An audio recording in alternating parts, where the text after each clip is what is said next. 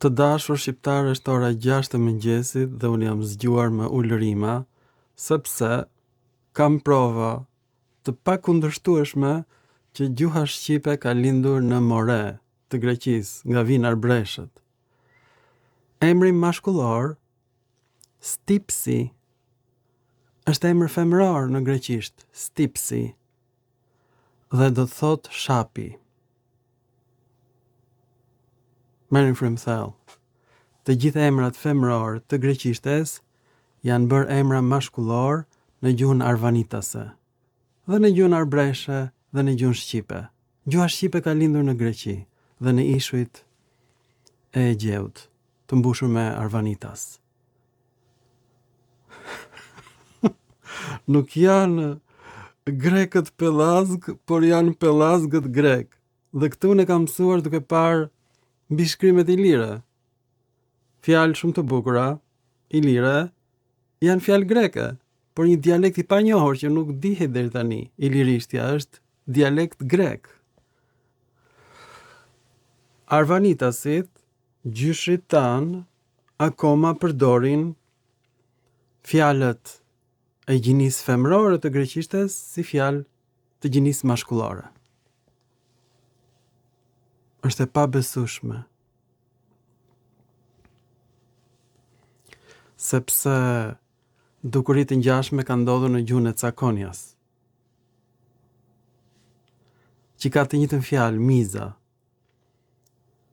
Miza është në gjuhën e Cakonjas myza dhe vjen nga greqishtja mia. Dhe në greqishtën pontike, në detin e zi është myga. Zbulimi im. Fjala miza është fjalë trashëguar e ilirishtes. Dhe ilirët flisnin një dialekt grek që se di njeri në botë. Nuk ta merr mendja. Si e ka marrë mendja as Joklit, as Majrit, as Pedersenit, as kujt në botë, sepse nuk e dinin që emrat femëror grek janë bërë emra mashkullor në gjuhën e fisit Albanoi, fis Helen. Albanoi do thot banorët e tokës së bardhë gjatë dimrit. Graikoi ka kuptimin banorët e tokës gri gjatë dimrit. Është një njëjti koncept. Albanoi, graikoi. Njerëz që nuk e shpjegonin dot ndryrimin e stinëve. Zbulimi im i pa imagjinueshëm. Këta janë Albanoi. Me kryeqytetin Albanopolis, pranë Krujës. Janë ilirë që flasin helenisht. Çmenduri. Shikoni bashk se sot pra kam provën e pakundërshtueshme që emrat femëror grek janë bërë emra mashkullor në shqip. Të dashur shqiptar, ky është skandali më i madh në historinë e kërkimeve në gjuhën shqipe. Fakti që akademikët e Shqipërisë nuk e kuptojnë gjuhën shqipe, nuk e dinë që emrat femëror grek janë bërë emra mashkullor arvanitas dhe emra mashkullor arbresh. Pra, stipse është ruajtur këtu forma femërore, është stipsi mashkullore. Pra, në gjuhën e arbreshëve ka ndodhur transformimi nga emër mashkullor, do me thënë, është në trajtën e shquar mashkullore dhe në trajtën e pashquar është femërore. Po ashtu dhe emri djalë, një lloj si stipse, është emër femëror në trajtën e pashquar dhe djali është mashkullor, por është bërë mashkullor në gjuhën e arbreshëve. Pra në gjuhën e arvanitasve edhe emri djali ka kuptimin një emër femëror. Kjo fjalë, djalë dhe stipse, kanë ruajtur edhe gjinin femërore, pastaj gjinin më të re, gjinin mashkullore. Gjinin mashkullore e kanë marrë në kontakt me italishten dhe gjuhën e Venedikut. Pra ky ndryshim nga femërore në mashkullore është bërë në momentin kur Trupat e kryqëzatës së katërt pushtojnë Greqinë për më shumë se 250 vjet, gati 3 shekuj, dhe përmbysin, shkatrojnë perandorinë bizantine. Pastaj grekët marrin ndihma nga turqit, përzën kryqtarët latin dhe bashkë me ta përzën dhe arbreshët nga Morea e Greqisë, i përzën për në Kalabri. Mirë po arbreshët marrin me veten fjalën stipsë dhe stipsi të gjinisë femërore që në Itali bëhet gjinia mashkullore. Pra, gjuha shqipe e sotme ka lindur midis shekullit të 12 dhe shekullit të 15 në More të Greqisë dhe pastaj përfundimisht në Kalabri. Kjo është gjuha shqipe, arbreshe. Merrni frymthell.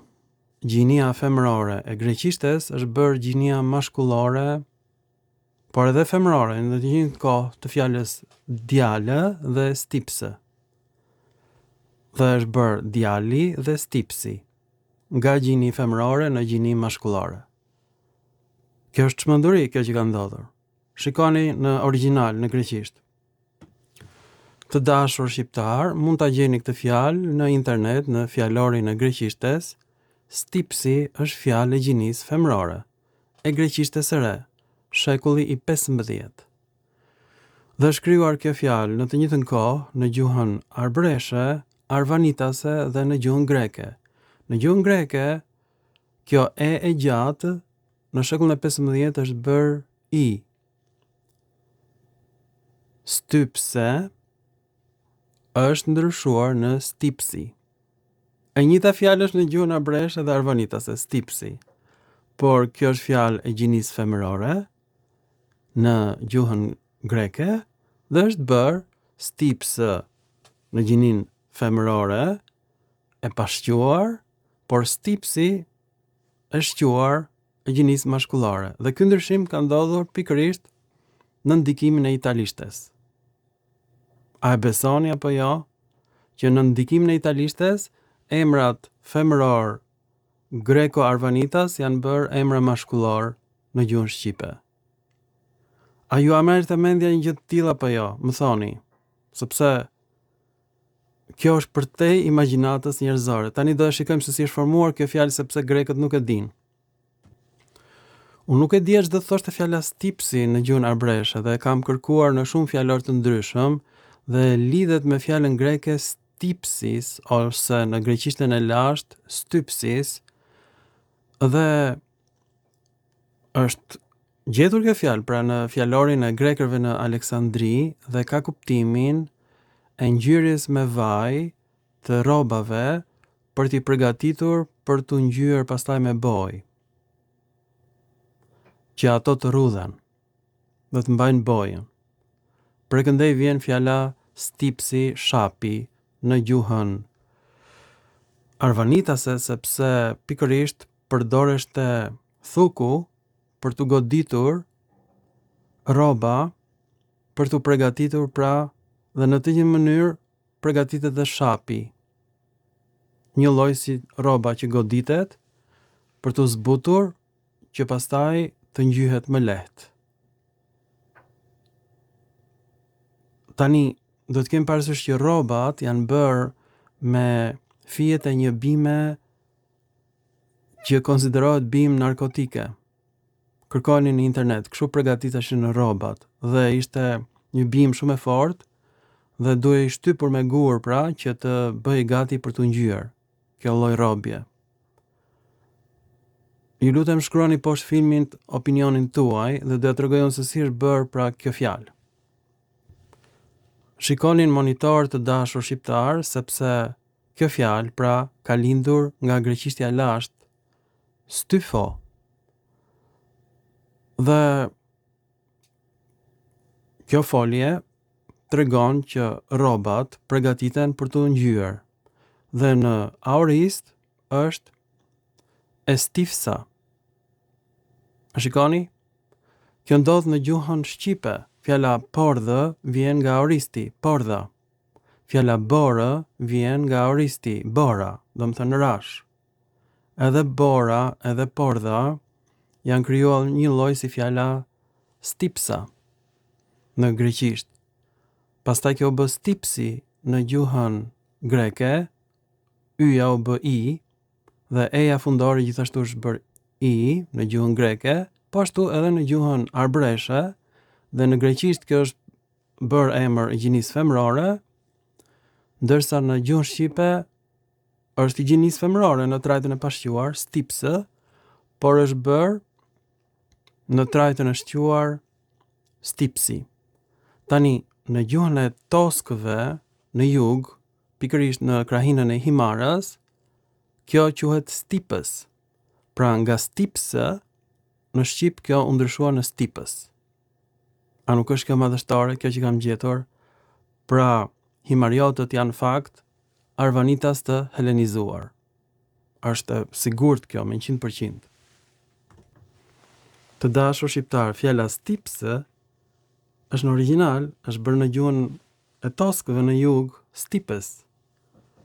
Një lloj si gjymse u bë gjymës. E kuptoni apo jo? Ka ndodhur disa herë ky proces. Pra stipsë është në origjinal. Trajta e pashquar është fjalë e gjinisë femërore. Stipsi është e gjinisë mashkullore. E njëjta fjalë, por në trajtën e shquar. Një lloj si djalë është në gjininë femërore. E pashquar. E dini apo jo?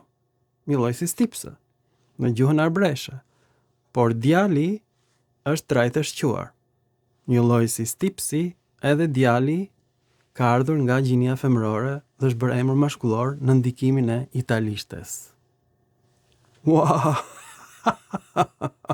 Gjuha shqipe ka lindur në more të Greqisë, të dashur shqiptar. Shqiptarët dhe grekët janë vëllezër. E kuptoni apo jo? Apo se kuptoni? A dini ç'do të thotë apo jo? Që fjala ai në gjuhën shqipe ka ardhur nga afti, që do thotë ajo në gjuhën greke. Për emri dëftor i gjinisë femërore të greqishtes bëhet për emër dëftor i gjinisë mashkullore të gjuhës arvanitase dhe të gjuhës shqipe. Afti ka dhënë ai. Të dashur shqiptar, të dashur arvanitas. U kënaqë tani që grekët janë vëllezërit tanë. Që gjuha shqipe sillet si bie e greqishtes. Emrat femëror grek janë bërë në shekullin e 12, emra femëror në gjinin femërore, do me thënë, por në trajtën e pashquar, dhe emra të gjinisë mashkullore në trajtën e shquar. Stipsi, djali. E pashquar, stipsë, djale. U kënaqët të dashur arbëresh? Po të doni, në ndihmoni, sepse unë kam përmbysur të gjitha veprat që janë bërë për gjuhën shqipe deri tani sot. Të gjitha, nuk kanë asnjë lloj vlere, hidheni. Jo vetëm veprat e turbo albanëve, por çdo gjë që është në Akademinë e Shkencave, përveç atyre që janë në Bodrum. Në Bodrum janë 223.000 objekte ilire që në fakt janë greke, të dashur ilir, të dashur pellask, janë të gjitha greke këto mbishkrime. Nga fillimi në fund. Pra, në varrezat e Akademisë së Shkencave, se këto janë varreza, Bodrumet. Akademia jonë është një katakomb i madh. Varrezat janë të gjalla, ndërsa ato që janë sipër janë artificiale, të vdekura, të gjitha këto botime. Janë kot. Hidhini të gjitha ato që janë në Akademinë e Shkencave, shkoni në Bodrum, hapini ato pllakat e bukura i lira, dhe do ju dalë një greqishte e prapatokës i lire, ka që bukur kjo gjuha e prapatokës sonë arbërore, sa do kënaqeni. Oh, do kënaqeni me Ilirishten të dashur shqiptar, do ju mbushen sy të plot. Plot. Pra ne nuk jemi mjaltë të mbajtës, ne kemi prodhuar mjaltë gjuhësor bashkë me gjyshritan iliro grek. Miru pafshim në filmat të tjerë shkencor. Sot i kam thyrë të gjitha rekordet. Pranoni.